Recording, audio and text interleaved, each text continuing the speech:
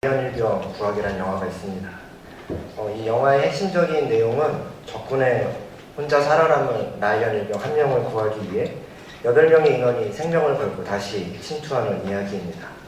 이 영화 속에서 과연 한 명을 구하기 위해 8명의 희생이 마땅한 것인가 라는 고민에 빠진 지휘관의 모습을 보여주기도 하지만 그 한 명을 구하기 위해 8명의 사람이 목숨을 걸고 한 명을 구해내는 것에 바로 우리가 생각해 보아야 할 모습인 것 같습니다. 왜냐하면 저희들이 살고 있는 시대에는 이런 모습을 찾아보기가 힘들기 때문입니다. 또한 심지어 교회에서 핏값 주고 희생하신 예수님의 핏값으로 세워진 교회에서도 이런 모습을 찾아보기가 힘든 시대가 되어버렸습니다. 그래서 교회가 하나님이 주신 사명을 희생과 섬김으로 진심과 사랑으로 감당하는 것이 아니라 억지로 어쩔 수 없이 마치 정해진 운명을 살아가듯 사명을 숙명처럼 감당하는 모습이 저희들에게 참 많은 것을 발견하게 됩니다. 그래서 하나님은 오늘 우리에게 요한계시록 10장의 말씀을 주십니다. 요한계시록 10장의 말씀은 7 나팔 재앙 사이에 삽입된 두 번째 막간의 내용입니다. 그래서 여기서 말하는 내용은 교회의 사명에 대한 내용으로 우리 교회가 감당해야 할 사명이 어떠한 사명인지를 전해주고 있습니다. 그래서 하나님께서 우리에게 감당토록 하신 사명은 억지로 어쩔 수 없이 감당하고 지나가야 하는 것이 아니라 주님께 감사하는 마음으로, 주님께 감격하는 마음으로, 또 자원하는 마음으로 감당하는 것이 사명이라고 주님은 말씀하여 주십니다. 따라서 오늘의 말씀을 통해 우리의 사명이 숙명에 끌려가듯 억지로 피치 못해서 감당하는 사명이 아니라 감사와 감격 속에 자원하는 마음으로 다시 사명에 감당해 나가는 은혜를 함께 나눠보고자 합니다. 먼저 8절에서 11절의 말씀을 보면 복음을 전하다가 밤모섬에 유배 중인 요한에게 천사의 손에 펴놓인 두루마리를 갖다 먹고 다시 백성과 나라와 방언과 임금에게 가서 예언하라고 합니다. 다시 가야 할 백성과 나라와 방언과 임금이 어떤 곳일까요? 그곳은 냉소와 조소, 거절과 핍박, 고난과 죽음이 기다리는 곳으로 그런 곳에 다시 가서 회개와 심판의 메시지를 전하라고 합니다. 그런데 가기 전에 두루마리, 즉 말씀을 먹으라고 하십니다. 다시 가야 하는 곳은 냉소가 있고 조소가 있고 거절이 따르고 핍박이 따르고 고난과 죽음이 기다리는 그곳에 하나님께서는 냉소와 조소를 뒤바꿀 획기적인 방법을 제시한 것이 아니라 거절과 핍박을 이겨내 강력한 무기를 주시는 것이 아니라 고난과 죽음으로부터의 보호를 준비시키는 것이 아니라 말씀을 먹으라고 합니다. 왜 주님은 말씀을 먹으라고 하는 걸까요? 우리가 다시 가야 할 그 사명의 자리가 결코 만만한 자리가 아니라는 것입니다. 9절 말씀과 같이 내가 천사에게 나아가 작은 두루마리를 달라 한즉 천사가 이르되 갖다 먹어버리라. 내 배에는 쓰나 내 입에는 꿀같이 달리라 라고 말씀하십니다. 세상의 방법과 능력이 아무리 뛰어나도 내 힘과 능력이 아무리 뛰어나도 감당할 수 있는 것이 사명이 아니다 라는 말씀을 하시면서 입에서는 달콤해도 배에 가서는 쓰디쓴 맛을 경험할 수밖에 없는 것이 사명임을 주님은 말씀하여 주십니다.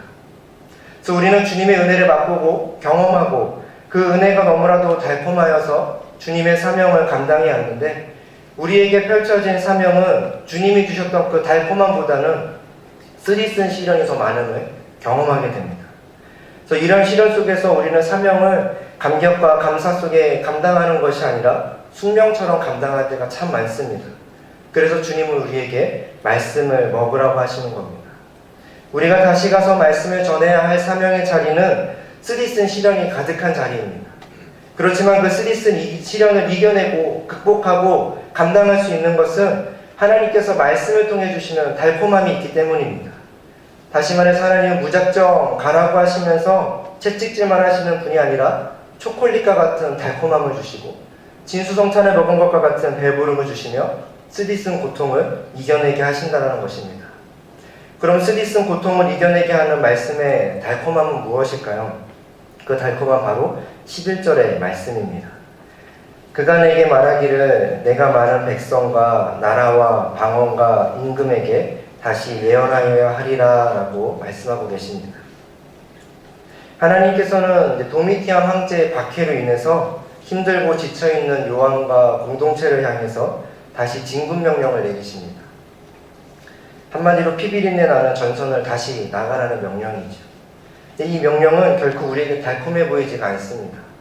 왜냐하면 주님이 명령하신 사명의 말씀이 달콤하지 않은 것은 우리가 지쳐있고 우리가 힘든 것이 문제가 아니라 다시 해야 된다는 것입니다.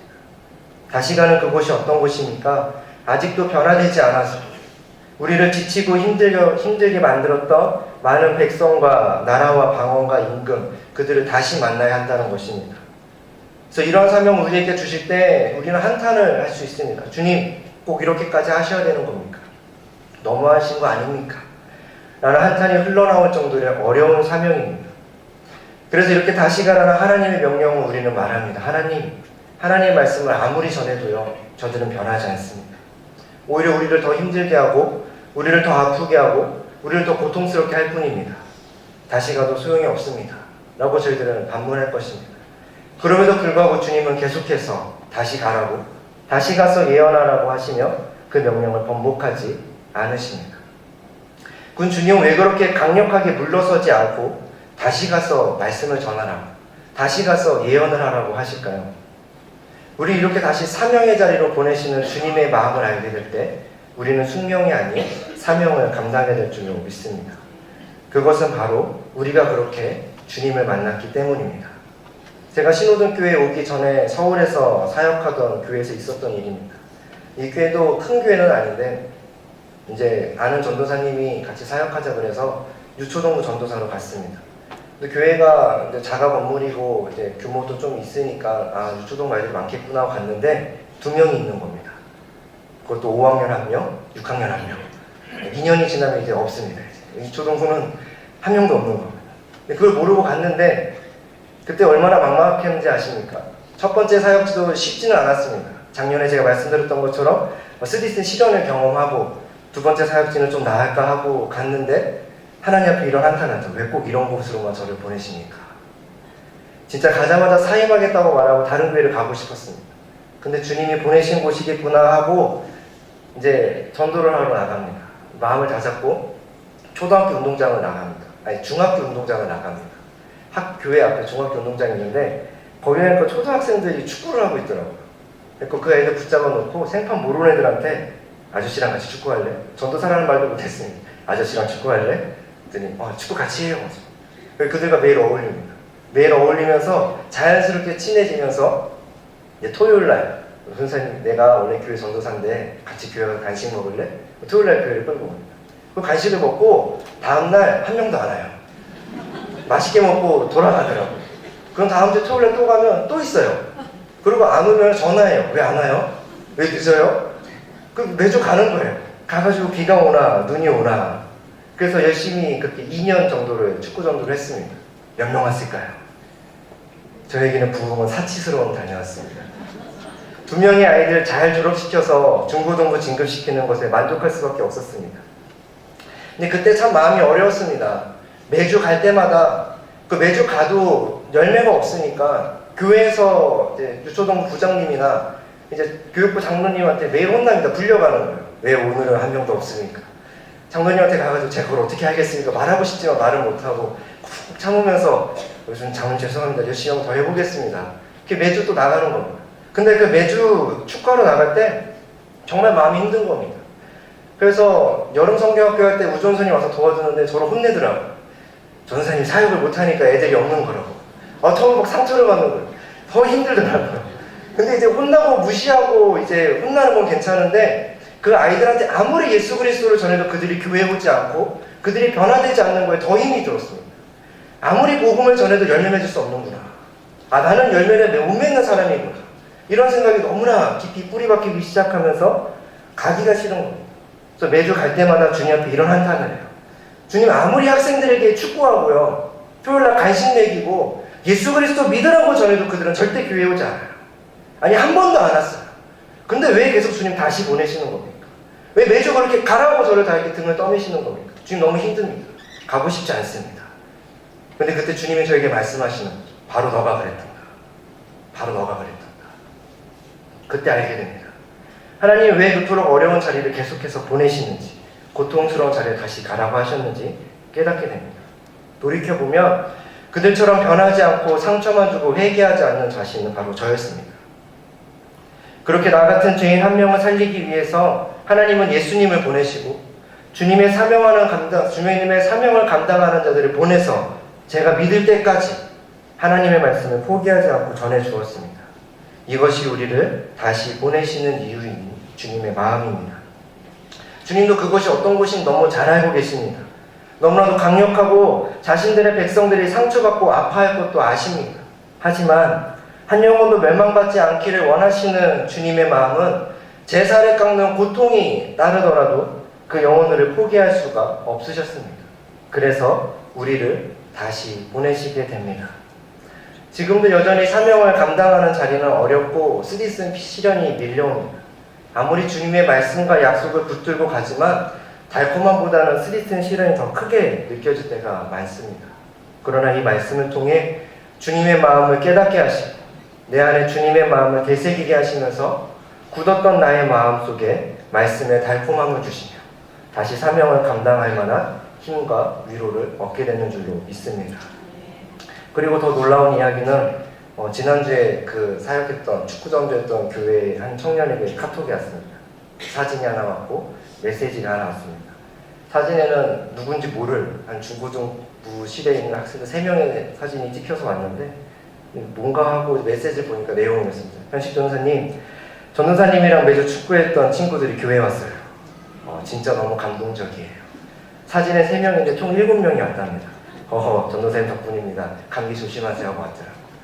이 메시지를 보고 하나님께 얼마나 감사했는지 모릅니다. 이게 제가 한 거겠습니까? 다 하나님이 하신 일이죠. 떠난 지 3년이 돼가는 그곳에서 연락을 받고 기억해준 청년도 고마웠는데 그렇게 기억해주신, 알고 계신 하나님께 더 감사했습니다. 이제 말씀의 결론 짓습니다.